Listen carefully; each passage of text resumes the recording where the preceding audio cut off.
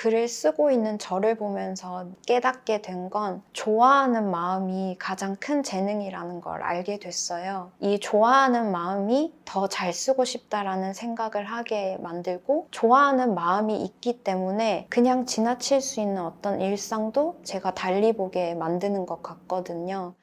안녕하세요. 저는 작년 10월에 하염없는 표정으로 라는 에세이를 쓴 작가 이혜라고 합니다. 반갑습니다. 제가 글을 쓰게 된 계기는 20살에 재즈 보컬을 전공을 해서 10년 동안 음악을 공부하고 또 소소하게 활동을 이어나갔었는데요. 30살이 되면서 안정적인 생활에 정착하고 싶다는 마음이 들어서 직장 생활을 시작하게 됐습니다. 그런데 직장 생활을 이어가다 보니까 다시 이제 창작을 하고 싶다라는 마음이 좀 스멀스멀 올라오더라고요. 근데 이제 2년 동안 직장 생활을 하면서 목을 좀 많이 쓰지 않게 되었고, 그러다 보니까 노래를 다시 시작하기보다는 새로운 창작 활동을 한번 만들어 가보고 싶다라는 마음이 있었고, 마침 그때 이제 우연히 동화 공모전 포스터를 보게 되었어요. 음악 활동을 할 때 작사도 해왔던 터라 그럼 작법이 좀 비슷한 동화로 한번 글쓰기를 시작해봐야겠다고 생각을 했고, 그렇게 해서 제 첫 번째 독립 출판물은 모래수영이라는 어른을 위한 동화를 쓰게 되었고, 그 계기로 지금까지 쭉 글을 쓰게 되었습니다. 첫 번째 책 모래수영을 내고 나니까 다시 창작 활동을 시작한 게 너무 재밌게 느껴졌어요. 아, 역시 나는 창작을 해야만 삶의 유의미함을 느끼는 사람이다 라는 생각이 들어서 곧바로 두 번째 책 만들기를 시작하게 됐습니다. 두 번째 책은 글을 쓰던 시점을 기준으로 했을 때 8년 전에 어머니께서 암투병을 1년을 채 마치지 못하시고 소천을 하셨던 일이 있었어요. 그 일을 글로 좀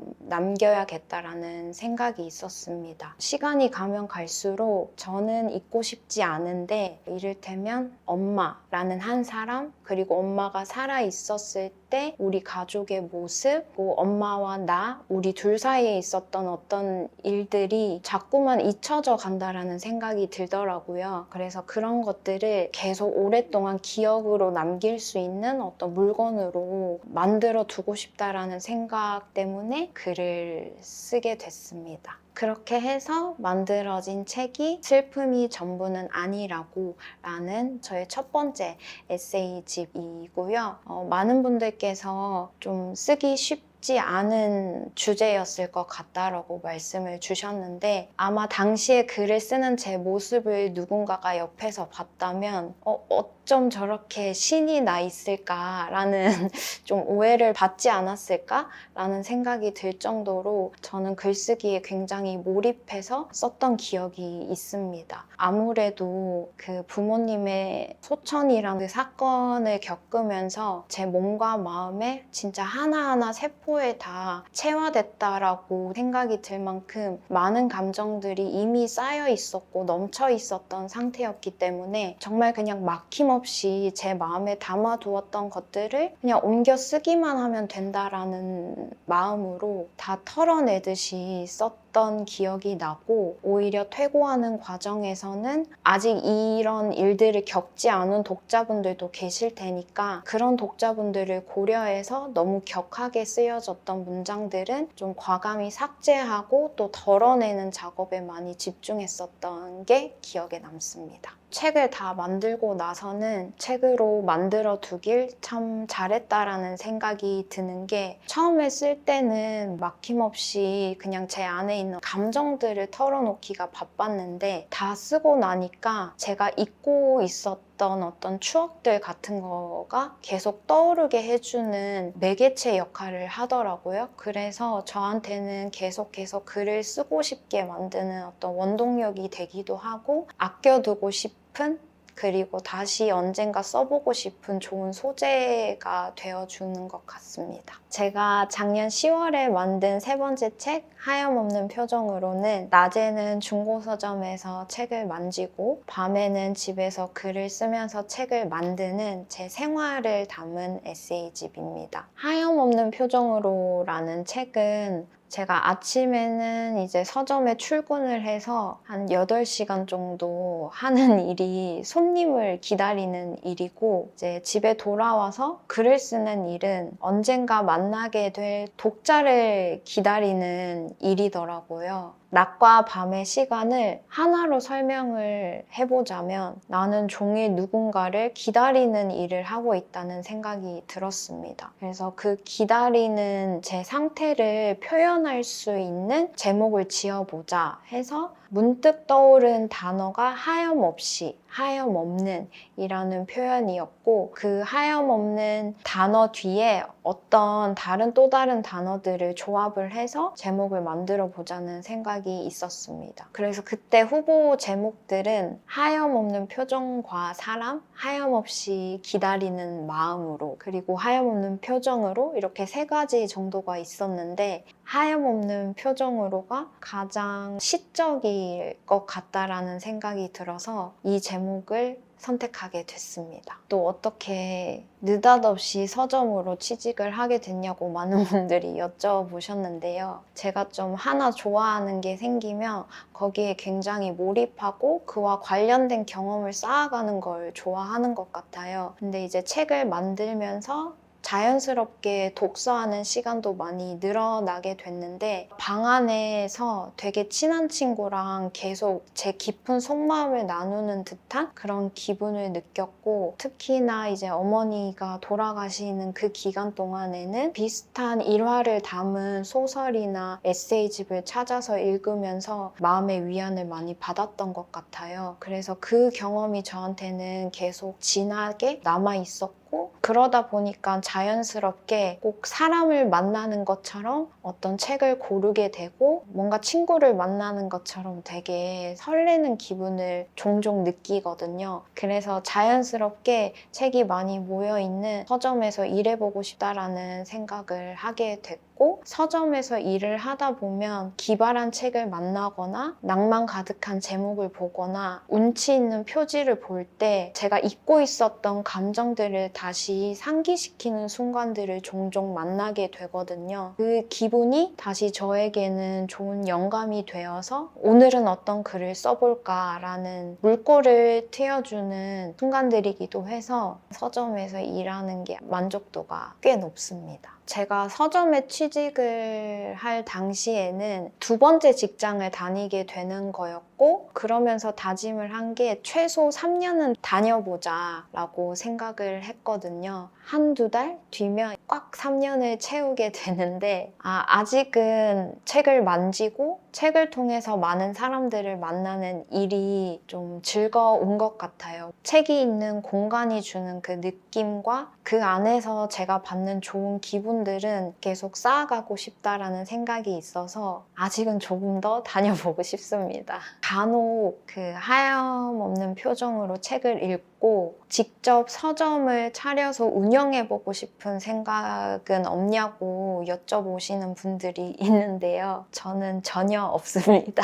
오히려 일하는 시간을 아껴서 글 쓰는 시간을 더 확보하고 싶다라는 생각이 강해지는 것 같아요. 글을 잘 쓰고 싶다라는 마음이 점점 더 커지는데요. 아직은 제 머릿속이나 제 마음으로 느끼는 감정들을 글로써 풀어내는 데에 좀 시간이 많이 걸릴 때가 있는데, 그 시간을 점차 줄여나갈 수 있도록 저한테 글쓰기를 단련할 수 있는 시간을 주고 싶지, 서점을 운영하고 싶다라는 생각은 아직은 없습니다. 제가 처음 글을 쓸 당시에는 나름의 루틴이 있었던 것 같아요. 글을 쓰기 전에 따뜻한 차를 한 잔 마시고 방 안의 조도를 낮춰서 제 내면에 집중할 수 있는 시간을 가지면서 글쓰기를 시작했던 것 같은데, 요즘은 조금 잃은 것 같고 같기도 합니다. 아무래도 저는 전업으로 작가 생활을 하고 있는 게 아니다 보니까 정말 틈틈이 그 자투리 시간을 10분 활용을 해야지만 한 편의 글을 완성할 수가 있더라고요. 그래서 제가 원하는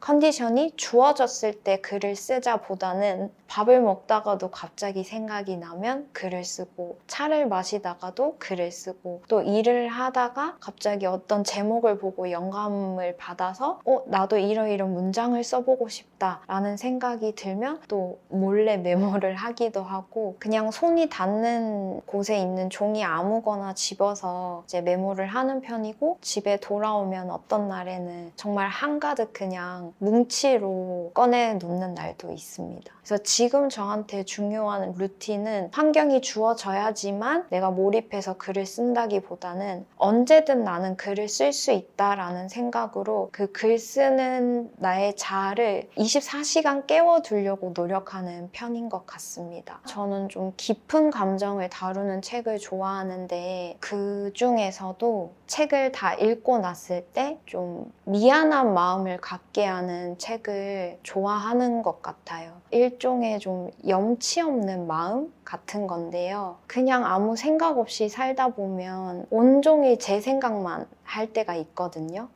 비싸고 맛있는 음식을 자주 사 먹는 내가 될 수 있으면 좋겠다. 더 건강해지면 좋겠다. 온종일 내가 중심이 돼서 생각하는 날들이 굉장히 많은데, 좀 염치 없는 기분을 느끼게 하는 책을 읽고 나면 세상에 나 혼자 있고 나만 잘 되는 생각보다 이 세상의 한 구성원으로서 내가 어떤 마음가짐을 가지고 어떻게 살아가야 될지, 그리고 내 행동이 누군가에게 어떤 영향을 끼치게 될지, 그런 생각들을 하게 만드는 책이 저는 좀 기억에 많이 남는 것 같아요. 앞으로 이제 쓰고 싶은 글이 있는데, 이건 정말 그냥 상상인데요. 우선 장르는 소설이고요. 정말 못된 사람에 대해서 한번 써보고 싶어요. 에세이를 쓰는 분들은 다들 공감을 하실 테지만, 제 슬픔이나 억울함, 답답한 심정에 대해서는 정말 솔직하고 끝까지 그 감정을 끌어내서 쓰는 게 어렵지 않은데요. 나의 어떤